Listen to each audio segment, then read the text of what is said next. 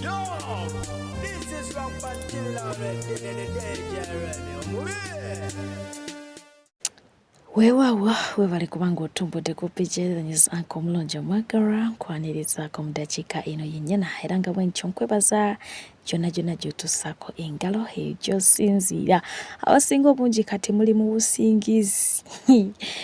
olunaku lwa bbalaza lwo twaluyingiddemu dda era nga emirimu ginaatera okuba nga ate gikaaba naye nga kino kyolengera guno mukolo gubadde ku Kananiland ew'omusumba amanyiddwa nga Aloysius Bujjingo era nga bw'atyo bwagenze maaso okuba nga ate agabula endiga ze eyo ye keeki yenna eryemu zibadde mpitirivu ng'era bw'ozirengera wabula nga keeki zino zisaliddwa nga bajjaguza okuweza emyaka 10 okitegeera Salt Media zonna Salt FM Salt TV byonna twatugende baweza emyaka 10 era batyo bagenze maaso okuba nga ate bajjaguza kakati nno mu kujaguza yo famire y'omukyala agambibwa okuba nti yafiiridde mu kyaki y'omusumba ono bakyagenda ddala maaso okuba nga ate balaajana nga bagamba nti tebafunyeeyo wadde obubaka n'obubaka obw'okubategeeza nti omuntu waabwe yafiiridde mu kyaki babagambye nga ssaawa zigenze ng'omuntu ate bamutaddeyo ddakiro ssaawa 8 kwegamba ebibuuzo bingi nga ansa ntono naye nga bo bagamba nti at least beetaaga babeeko kye bawulira okuva mu musumba kubanga ebbanga ddene nga basabira mu kyaki eno bo nga bo abafamire era nga babadde n'akakundi kaabwe n'ekifo mwe batuula okitegeera era ng'omugenzi abadde ng'agamba nti byonna byafunye yabifuna lwa musumba w'ono Bujjingo kakati mu bufunze balinga abaagala love okuva eri omusumba waabwe omulungi abasumbye okumala ebbanga eryo lyonna weewaawo ebitonotono byogeddwako wabula ng'era kino kyekifaananyi ekitulagiddwa nti kyekyomugenzi. The woman omukyala yafiiridde ku Kananiland yesterday, it was yesterday but one okosejjoe yafudde ku ssaawa 9 naye nange n'obulagaja bwe twalabyemu nti omuntu oba yafudde ku ssaawa 9 ogw'ekiro famire bagikubidde ku ssaawa 7 ate tebagikubidde kuba omukyala yabadde n'essimu ye mu nsawo I think ne Bible ng'erimu akapapula mwaddemu akapapula akalimu receipt y'omwana we kati mu kapapula kalimu receipt bakubidde omusomesa n'akubira famire ate nga n'omusomesa tebamugambye ekituufu just bamugambye twagala kwogerako ne ku bantu b'omukyalo ono n'ono Irene ne bawaayo ennamba kati omusawo n'abagamba mujje mumusange ku bata twogere ku nsonga y'omuntu wammwe kati ensonga y'omuntu netugwa musawo ne bakola ki omukyala baganda b'omugenzi ne batambula ne bagenda paka ku bata Ntebe Road gye babagambidde nti omuntu yafudde bagenze omusanga ku ddwaliro nga engoye tekuli teyalina yadde olugoye olumuliko b'engoye zaadde zaalazeewa yadde n'ensawo ye ng'erimu Bible yo bamusanze n'ensawo ye yokka ng'erimu Bible naye engoye tesitumanyi gye zaalaze watuufu omukyala eyafiiridde wa Pastor Bujjingo ku Kananiland tuli mulumbe ewuwe ewaka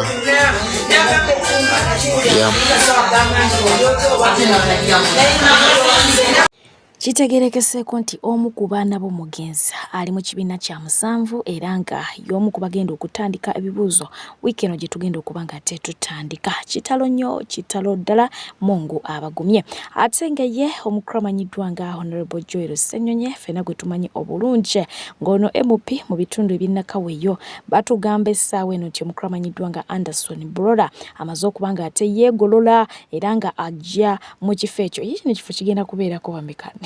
Ramiti naye kwali Anderson Broda yali side ze Lubaga wabula nga ate yalekulira ne office ye n'agisulawo okuba nti munange yafunamu obutakkanya n'omukyala amanyiddwa nga Speaker wa Parliament Anet Anta Among bwatyo n'abanga addukayo kakati nno agaliwo gagamba nti 2026 ajja kubeera ku ballot paper yo nga ali kuvuganya n'omukulu amanyiddwa nga Joel Ssenyonyi singa n'abakomye ku kifo ekyo n'omukulu amanyiddwa nga amanyiddwa nga Ramiti nawulirako ekifo ekyo kyennyini wamwe kyayagalako kopi weewaawo ye omukyala amanyiddwa nga Joyce wamwe agali mu nkubo yasanga kano gava wa pasita ategeezezza mbu okusinziira ku kamera ze eziva omukulu amanyiddwa nga Kaguta Museveni zaamugambye oba zaamulaze nti omukyala ono ayagalwako kopi era ng'ensonga lwaki bamwagalako kopi bye bigambo ebyo byagenda maaso okubanga ate avaayo ku mukulu amanyiddwa nga Robert Kyagulanyi Ssentamu. Ani ayinza okunfunira ku sisita zange Joyce wali Joyce muzigambe bazoogeddeko mu State House ne bagamba bwe bati nti ezo mukazi ezo zi Joyce now the problems are coming. Era Museveni yalagidde bamunoonyeze ab'eŋŋanda za Joyce si mu bubi tebagenda banoonya mu bubi naye bagenda kuba kwogera nabo babawe bye beetaaga babagambire ku Joyce zisirike. Yagambye ezo zi Joyce ze mulaba ziri empiki emu naye ng'erya amakubo mangi nti zi Joyce zizuukusa regioni yonna ebadde esirise kuba balina fiya teboogera nti zi Joyce zigenda kusitula abantu nyingi sayidi ezo.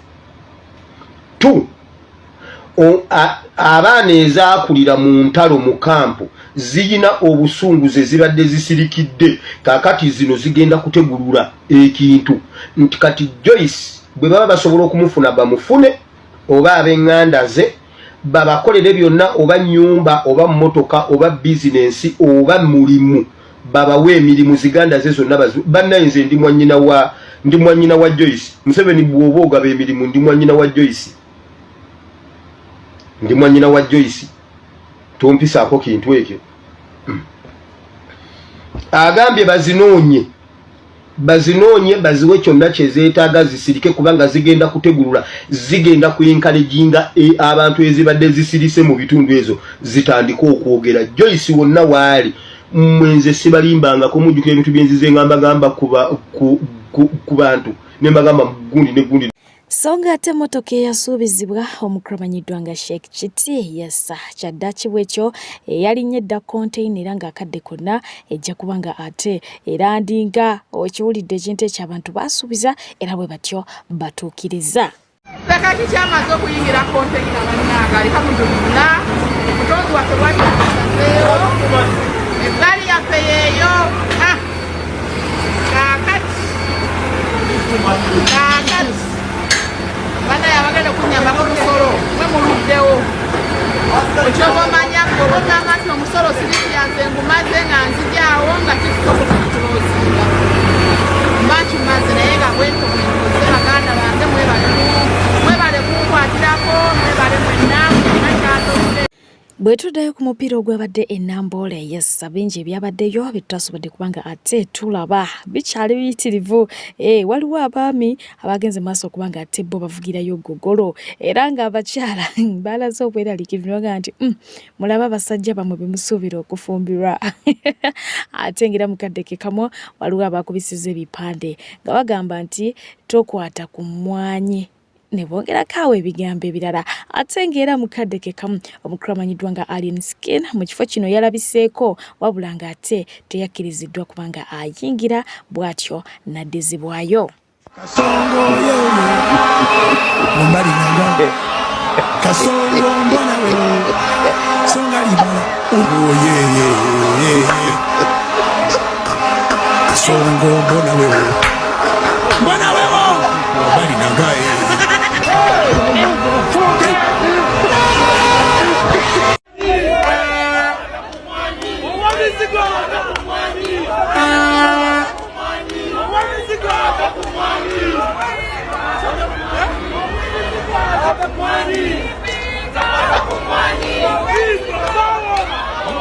Alien Skin bamugobye mbeera bwetyo bwetambula gwe soba nyabo ampuliriza mbeera Alien Skin bamugobye Alien Skin bamugobye Alien Skin bamugobye Alien Skin bamugobye Alien Skin bamugobye Alien Skin bamugobye Alien Skin bamugobye Alien Skin bamugobye bamugobye baba alien skin bamugobye badaze okusangalanya bamufulumiza bamukomeza ku mulyango bamukomeza ku mulyango bamukomeza ku mulyango bamukomeza ku mulyango police mukomeza ku mulyango mugende twale efujjo lyo alien skin police mukomeza ku mulyango emugambe twale eri efujjo lyo ne Dr. Enzyme nsenkuwereza alien skin watyo nga parkinga yeyongerayo police mukomeza ku mulyango police mukomeza ku mulyango mugambe olagawa police mukomeza ku mulyango era huyo avuze motoka ye agenze huyo avuze motoka ye agenze huyo avuze motoka ye agenze huyo avuze motoka ye agenze alien skin agobeddwa mu kisaawe enambole agobeddwa ku kisaawe enambole agobeddwa huyo avuze motoka ye agenze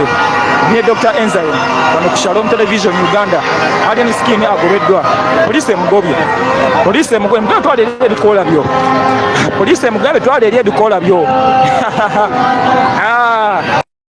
Embeera yabaddewo mu kisaawe Nambole bwetyo yakassa omukulu amanyiddwa nga Abitex okubaako radio gy'akyala n'abakoobi yagenze maaso okuba ng'ate ayogera wabula nga bino tebyalese omukyala amanyiddwa nga Honorable Betty Namboze bakireke kye kimu eyavuddeyo bw'ati era n'agenda maaso okuba nga ayanukula Abitex. Omusajja gwe bayita Kyagulanyi olunaku lw'eggulu yategedde nannyini masannyalaze omutuufu nti bamuyita Ssaabasajja Kabaka era jjo yategedde nti ye amasannyalaze ga power bank Megatron yayingidde bino nze mbyogera Kyagulanyi Ssentamu yatubako ekiseera ng'alowooza asinga Kabaka amaanyi okusinziira ku statement mubaki mumulowoleza yavayo n'akyatula sebo wali obaddeko n'omukazi ng'atudde mu ddiiro ewaka nga tayogedde ekigambo kyonna akutunuulira n'omanya nti anyiize kisoboka okimanyi tasobola okutunuulira n'akutunuulira obutunuulizi n'omanya nti akuwemudde kakati Kyagulanyi Ssentamu ku statement zazaakola bamugana okugenda ku radio ya CBS naye buli wagenda wonna agenda akiyimba naye abamusinga obwa siniya bonna babagobako abamu ba siniya naye walabayako nga balumba obwakabaka b'Emmengo Mengo terina kyeyeetaaza munnabyabufuzi yenna nate bannabyabufuzi bagyetaaga obwakabaka bwa Buganda tebulina kyebwetaaza muntu yenna naye ate abantu bebeetaaga obwakabaka bwa Buganda badde nkugamba ki olunaku lw'eggulu singa badde mu bitabo birungi n'obwakabaka bwa Buganda ng'obwakabaka bwa Buganda bwe bwagala omuntu waabwe kubanga obwakabaka bwa Buganda tebuyingira mu byabufuzi naye busobola okukola statement eziraga nti ono muntu waffe mulabiranga ddala olunaku lw'eggulu waliwo tulina ebivulu bibanga 3 omwaka bannabyabufuzi mwe batera okukolera statement gabeera masaza gibeera misinde gya Kabaka n'enkuuka kakati singa Kyagulanyi Ssentamu abadde mu bitabo birungi mu bwakabaka bwa Buganda tola nti bamuwadde kkaade n'agipositinga era obuyabuya wali ababuyabuya bagambye yapositinze era abantu yensonga lwaki nakivubwe Nambole yajjudde obwakabaka bwa Buganda tebwetaaga muntu yenna kubukwatizaako obwakabaka bwa Buganda amaanyi ge bulina tebwetaaga muntu yenna kubayambako okuggyako abantu bennyini gemaanyi g'obwakabaka bwa Buganda tebwetaaga muntu yenna badde nkugamba singa yabadde mu bitabo birungi n'obwakabaka bwa Buganda baali tutaddewo embeera bakiyita batya okumwogerako mu njogera ey'enjawulo naye weebale kyeyogedde kyekitugambo ekituufu baali badde basobola n'omukkiriza nakkiya wansi ku lutaafu n'awubira ku bantu nalaba ekitivi kyamukubye katono nnyo baali badde bamuwa moment eyo enduulu n'ekola ki Kyagulanyi Ssentamu omuntu yekka yamutaasiza okumanya nti yabaddeyo mu guuni ng'ogyeko banoŋŋano ng'ayingira n'eri ng'atudde social media nti TikTok owa kamera era yabadde amunoonya n'amugulira ekyemisana neyamusisse n'amuleeta ku sikuliini eyamuyise n'amuteeka ku sikuliini n'alaba nti kale nga bamanyi enduulu nekola kineeraya beyamaze okulaya nga bamanyi babuguma n'ebintu ebyekabampaane n'avaayo ayagala kke wansi bawusinga naye abantu tebakirabira saala kukyogerako bamutangidde n'amala n'addayo n'abaddewo nempulira nga nsiriira saagala kukyogerako naye tekyabadde kirungi Kyagulanyi Ssentamu ekintabuli ky'omuzika ekisinga alina okufuna olunaku nga lutongole agende wakatikkiro yetonde nga bwe walaba aba famire ya Tamale Emirundi Ndagashumba bagende betonde Singuzi Abitex oteeka olutalo munange we lutali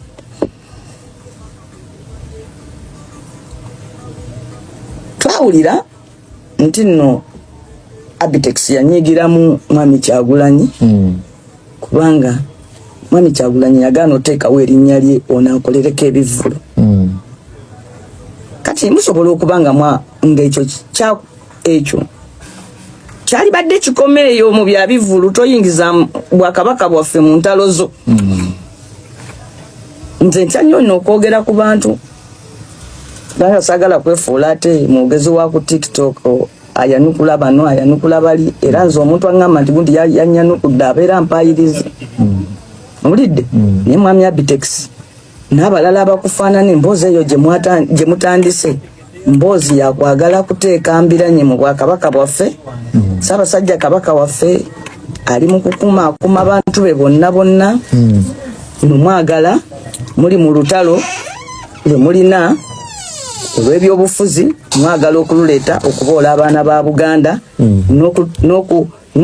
n'okuteekawo ebigambo we bitajja mazima ndabidde ddala ng'oli ayiiya buyiiya bigambo kakati olaba era tebamwanjudde simanyi tebamukoze eki simanyi wali wabaddewo okwanjula abantu ye yabadde wakwanjulwa wano bo bennyini ab'Emmengo bamuwadde kaadi mu butongole emuyita eyo recognition temala fe abalala twagendedde ku kaadi fe abalala twagendedde ku tiketi oba babadde balowooza nti tugenze for politics oba okukola bo kye baagala no kwagala kukozesa kabaka waffe muleetako luwogoolo ke kabadde akakodyo kaabwe baagala kuteekawo oluwogoolo nti nno kabaka obwakabaka tebuwagira Muganda yesimbawo kubanga engeri Kyagulanyi gye yawangula wano mu Buganda kibaluma kati baagala bateekewo embiranye nnene nnyo wakati we n'obwakabaka bagambe nti nnono avuganya ne Ssaabasajja ekitali kituufu ekitasoboka teri Muganda yenna ayingiramu ebyo bintu naye bo ate bwe bamala nga bagamba ffe twagala okukozesa obwakabaka ebyobufuzi naye bo be baagala okukozesa obwakabaka bwaffe ebyaki ebyobufuzi kabaka wa byabufuzi naye si ebyawulamu ekyo nga kiwedde ye omukulu amanyiddwa nga Katikkiro wa Buganda Charles Peter Mayiga naye waliwo yampakagingidde obubaka jjukira nti ono yali yakubiriza Abaganda naddala nga bagenda ku mikolo okwewala okutwala ebifaananyi ebitali bya Bwakabaka era nga mainly kifaananyi kya Kyagulanyi kibadde nga kitwalibwa ku mikolo egy'enjawulo kakati waliwo yampakagingidde obubaka oluvannyuma lw'ebifaananyi bya Kyagulanyi okuba nga ate byatwaliddwa e Namboole. Wulira kano Owekitiibwa Charles Peter Mayiga bulijjo abantu banyumiza munyumize nga naye awulira biwulire mu mboozi na mawulire nti abantu batwala ebifaananyi bya Bobi Wine ku mikolo n'anyiiga nnyo era n'avaayo n'avumirirwa ekikolo ekyo temuddamu kutwala ebifaananyi bya munafuzi yenna ku mikolo ekikola kyemukola kikyamu nnyo olunaku lwajjo ku mupiira gw'akamalirizo ak'empaka z'emipiira gy'amazza ga Buganda yennyini yabaddewo ng'omujulizi ng'abantu baleese ebifaananyi bya Bobi Wine ku mukolo ku mukolo bulijjo byabagaana okutwala kuno baabireese ku mukolo yennyini kwali yabaddewo ng'omujulizi n'abeerabirako n'amaaso ge takyawulira biwule mawulire tebakyagamba mugambe yabyerabiddeko. Ebyo nga biri abo ye omukulu amanyiddwa nga King Sahara yavuddeyo bw'atinagira maaso kuba nga ate asibirira abantu b'entanda nti banange tugenda mu festive season temwerabira bugali mpitawa ebiseera byaki bya nnaku nkulu bituuse temwerabira bugali mpitawo babere ku kido bwati bwe yabategeeza okwewala endwadde ne embuto zemuteetegekedde ate nga ye omukromanyiddwa nga Eddie Kenzo ayongedde okulaganya Mutoro Muhabbatina ensawa asitudde Nyamutoro oba ndaba bubi okitegeera lave batta bali wali bonna beesuubiza ensi n'eggulu naye nga nyogera okujjukiza nti Sheikh Ashraf agenda kusomera eddua ofuna omwagalwa obeere mu laavu nga bw'olaba Kenzo bwali mu laavu gwe ng'oli eyolooza baakuloga nti laavu teyina kusanga si laavu yokka ng'olina ebizibu eby'enjawulo mukwano jangu ewaseeka abeere ng'ate akusomera eddua ebyo by'olabanga ebizibu ebiyitirivu bijja kubanga ate bikenenuka bwe biti bigwewo bisebengeye okitegeera yes so mu mbeera eyo gera maaso kubanga ate omukonako ku nnamba ye y'essimu ojja kubanga ate omufuna bulamba lamba omukromanyiddwa nga Genial Zamba ng'onabadde amaze ebbanga erirako ddala mu ggwanga lya Amerika era nga awangaalirayo ne mukyala we ne bebi waabwe gwe bali bakafuna jjujjuzi wano avuddeyo bw'atyo n'ategeeza nti bagenda kudda e Uganda permanently babeere ng'ate bavaayo era ng'ono asuubira okuyimusa music industry bwe kinaaba kituuse mu hip hop kubanga eri abadde so akikwasaganya bulungi so kati wano akkiriza nti agenda kubanga akikolera ddala bulungi nnyo nnyini ddala. Mu nsonga za Hajat Yessa omukromanyiddwa nga MC Meya ng'onago obuzaale ye Kasirye Frank omukromanyiddwa nga Honorable Muhammad Nsereko avuddeyo okumusima ng'agamba nti akoze omulimu gw'amaanyi nnyo nnyini ddala so bw'atyo n'asalawo nti alonde yunivasite yonna gy'ayagala mu nsi yonna gy'anaasongamu nti yeeyo yali more than ready okubanga ate akola ki amuteekamu ensimbi amusomese. Ensonga za Hajat zino zikyali mpanvu nja kubanga ate nzikuddira mu maaso awo. Ate nga ye omukyala amanyiddwa nga Evelina Yessa ono ye ekigambo kumuwa mu relationship kyamutuukira ddala ku bwongo buli lukyakalakata abasajja era nga yavuddeyo n'agamba nti basajja mmwe muyigeeko ku bukodyo mulaavu omuntu omugamba otya nti jangwe wakompeeko ekyo kigambo kiri so disgusting kyenyenyaza mubeere smart and gentle at least mbuzaabuza oŋŋambe nti munaye nina ekyawo kyenkugulidde waka jangu okikime mu ngeri efaananako bw'ekyo kale oba ntwalako autu bwe tunaaveeyo olwo ontwala ewuwo okitegeera naye nga tonja tulidde bw'otyo kwegamba ye alabira ddala nga ayagala ebintu bikyuseemu ate nga ye omukyala amanyiddwa nga Rape bw'ati ayongedde okutulumya pa social media in-laws mwabamupolokako omugambo enkya n'eggulo munnange ng'alina ebinzeeba we bali out wabula mu comment section abaana bamugambye nti kaakati bindeeba mbw ali kwetegereza Nnaalongo Annie Taylor mbu bw'anaamalirizawo kagamba mmwe bindeeba temukyamuweerako ddala kitiibwa. Anyways, omukyala amanyiddwa nga Teacher Florence yesse tutwala omukisa guno mukwano okukwebaza nti weebale kubeera muzadde weebale kubeera teacher weebale kwagala abaana baffe kubalabirira nakubafaako munange Mungu akutuwera ekyosinga okwagala era nga ye Teacher Hajara agamba nti akwagala nnyo nekyayinza okuwa okulaga nti asiima maama kikyamubuze naye ng'agamba nti happy birthday omulungi weebale kubeera mukyala muzadde olwekyo Mungu ayogera okuba nga akikubalira mu buli ango. Happy birthday once again.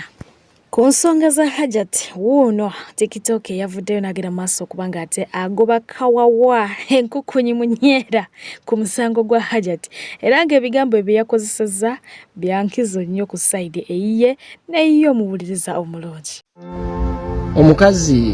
Omukazi ayambadde ekipale kya Mothers Union. Omusango gwa Hajat ne Haji ogwagaza ki? Oze ku kooti oyambadde akagato ka plastic buno bwe batunda wali obw'enkumi 2 nawe oze ku musango gwa Hajat nani ne Haji wasuze tolidde ojjidde mu kisaati ekitogi kyonna kisiiwuuse kituuyanye kyonna kiyulise nawe oze musango gwa Hajat ne Haji bannayuganda mufune ebyokukola ensi ezaakula kyovula bazituleka speed tewasoma tomanyi kuwandiika linnya lyo oli mu kuvunula article tewasoma toyina na signature osayiningisa kinkumu bw'oba olina woofunye omukisa okusayininga naye naawe oli musango gwani gwa Hajat na Haji muleke amateeka gakole kye galina okukola nawoomerwa emboona simanyi ky'oba onoonya musango gwa Hajat na Haji giri emisango gy'abaloodi Hajat akasente akayina haja akasente akayina ogwo musango we munagwessako kugenda batabula omutwe oba okyali awo no yagala owulirize haji n'ogamba oba mutuufu ate Hajati n'aleeta bwino oba okyali awo Hajati n'ogamba oba ye mutuufu ate abaana ne boogera ssire so mu bufunze you people mufune ebyokukola owulira toyina wasuze tolidde nyoka ali eri mulala maamuluma eri enakifuma owulira akyalina kuweereza center 4 naye oli eno ku musango wa Hajati ne Haji banamwe mumanye ennaku yammwe bakazi mwe mumanye ennaku yammwe omusambi w'ekyalaani simanyi kiba kikuleeta makindye naye osanga omuwala bano bamami akaviiri naye ali mu kwogera ku nsonga za Hajati osanga omukazi yenna yakula atyo alinga bino ebimotoka bye bayita binnamaswala mubimanye ebyo bibeera e Masaka waliwo eyo e Masaka eyo Kiswera saidi ze ye Kiswera wali agamotoka ago agatayina fumira tegayina namba tegayina license ngosanga ekikazi kichafu kyonna kyakulaawo tekitegerekeka kiringa ekisolosolo naye nakyo kiri mu kunnyonnyola musango gwa Hajati na Haji katosooka n'obuuza Hajati ne Haji gye beekwanira waliyo the answer is no ekyabatuusizaawo okimanyi the answer is no let the law take the cost simanya the control of the companion please naye mujjudde mu kooti mwenna muwunya ensu muyina ensusu embi mwenna muli bakulu bufu very dark kooti yonna ne mugiddugaza n'owulira nga toyagala kubeera mu kooti abantu ab'ensonga abali badde mu kooti ne balemererwa n'okubeerayo simply because mmwe n'osanga endiga ng'eyagala kujjako Hajati kakaaya mbusimanya boy charodi n'omugamba you idiot kanyoko kali eri katambuza kasooli lwaki tokongera mu capital ne kamujja ku mutwe ne kafuna ka kioski mwe kamussa you people mufune ebyokukola I'm telling you this osegede abantu bali busy bali eyo bakola abantu bamayinga business zaabwe abantu nengo osanga oli nedda Hajati ye mutuufu n'omugamba you idiot lwaki tofa ku bizibu byo Hajati ne Haji yensonga lwaki enti yatomera nnyoka ejjembe ne limufumita mu lubuto muzeyi tannawona akamasu kamu kubanga awala mpe bati simanyi okujijjako mwamba ale nawe oli wano otuleekanira mufune ebyokukola atasoma sigala ku mulimu gwo naye osanga oli tamanyina ku tasobola kwogera sentence bbiri za luzungu naye naye ali mu musango bwe yeetala bwe bawunye enkwawa kwegamba ne mutulemesa naffe okubeera mu bintu bye Uganda mufune ebyokukola iye nze bampita point blank nkigamba nga bwe kiri engeri gye saaliyo nga Haji akwata omwana engeri gye siina bujulizi ensonga nyina zirabira eno ku lutimbe nyina ogenda nsime toyi zange eri bowaholo tennaggwa nyina ogenda ntunde mukene nime entangawuzi zange ngonza mu bino emakindi Abannayuganda temuyina byakukola ate social media neyonoonyenya abantu osanga oli ajidde mu kipale kya Fededi ekyajjini bino byaba Sudani bune yazze mu kooti kuwuliriza musango n'omugamba okyali mu mbeera eri ey'ekinnamasaka ozze wenna oyambadde bino bisikoola omanyi Haji tulina omubeererawo oli n'atuuka n'okubya t-shirt mu boy child onga mwe omusango guno wena abagamba ekintu kijja bamala enviri ku mutwe sente ziyitingana ziti ate buli side erina sente ogenda olaba ng'onaapika sente ng'olutambi lukyuka ogenda olaba nga n'onaapika sente ng'olutambi lukyuka ono alina baminisita ono alina balooya kwegamba ezo ensonga muzeesonyiwe bw'oba tolya miiru ziwera 2 oba 3 olunaku omusango wa Hajati gwesonyiwe genda olime kasooli ezo envunza zojjozunza emakindi muganda wange bajja zirinya zitulike okusamuliza obugina naffe eno bututuukeko mumanye ennaku yammwe kyensobola obbagamba tomanyi linnya lyo tosobola na kuwandiika sentence the boy oza the boy omusango guleke the girl sirika we are not responsible ku butasoma abo omusango gwa Haji mugwesonyiwe amateeka gakole kigayina okukola ompulidde sigala kuhaa mutunda buviiri bwo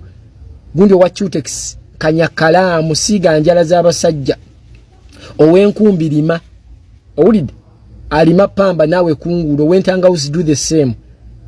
omuli wa mayirungi gaya mayirungi go amatama gakuzimbe omusango gwesonyiwe naye omusango gujjudde mu bannawomerwa embona otunuulira omuntu nga yenna alabika obukyafu n'obusiru naye mbw ali ku musango idiot Ngenda kubanga te mbasibuza omukromanyiddwa nga Kaguta Museveni akalakase ebbanga lyonna okuva abamulwe mwazaalibwa okutuusa kati muzadde abazzukulu akyakalakata. Ono nno avuddeyo n'emboozi. Emboozi gy'alese agamba mbu ye gye yakulira tewaali balogo wabula ate eno gye yajja okubeera mu kibuga gye yajja ng'akyali muvubuka yasa ayina emboozi ze gye yasanga abalogo naye teyagala kubamalamu maanyi nga bw'ogenda okuba nga owulira ebigambo bye. Mbadde pije okuba nga ate nkuweereza atakuumira mpeera sigale ng'abankuumidde mubeere bulungi mweraba. Najja wano nali mwana muto, I was 34 years. Eri ewaffe bino ebyemizimu tebikyaliyo, naye bwe najja wano mu Buganda abo bona 98 ku 100 bakkiririza mu misango eyo. Nakimanya ntya okugenda kujja kuva ebweru nasanga Father Afram aduse naye ne banyanyulira Semiganda nti ono Semiganda yali mu kifo kya musosodoti ate yesaba Kristo. Semiganda najja emirundi ng'ebiri oba esatu. Ogwokuna nangamba nti owaayi omanyi ku lwaki olutalo lwaffe terutambula?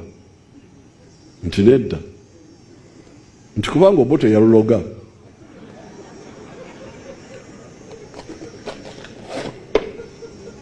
Nti Obote yatta omukazi namuziika avunuke ebukomero. Nolwekyo Obote yaloga olutalo lwaffe.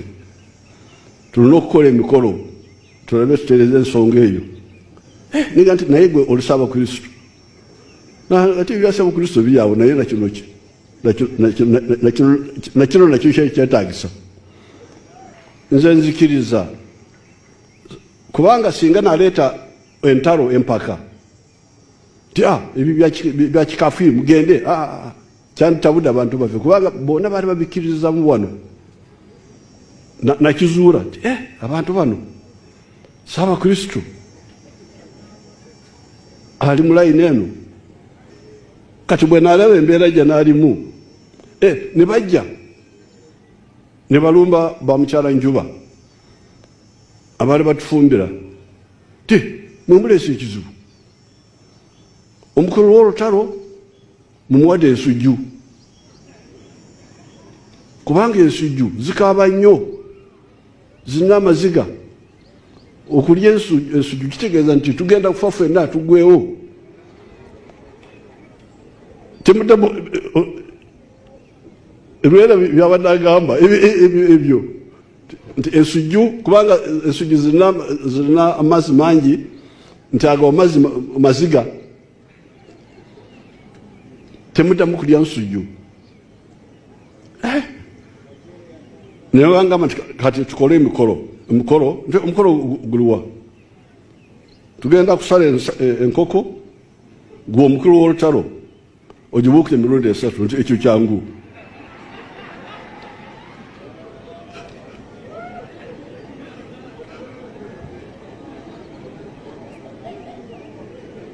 Ne tugenda mu lutooke lwa Kezero Nsonko ekitema Masanga, enkoko ne bagisala nembuuka.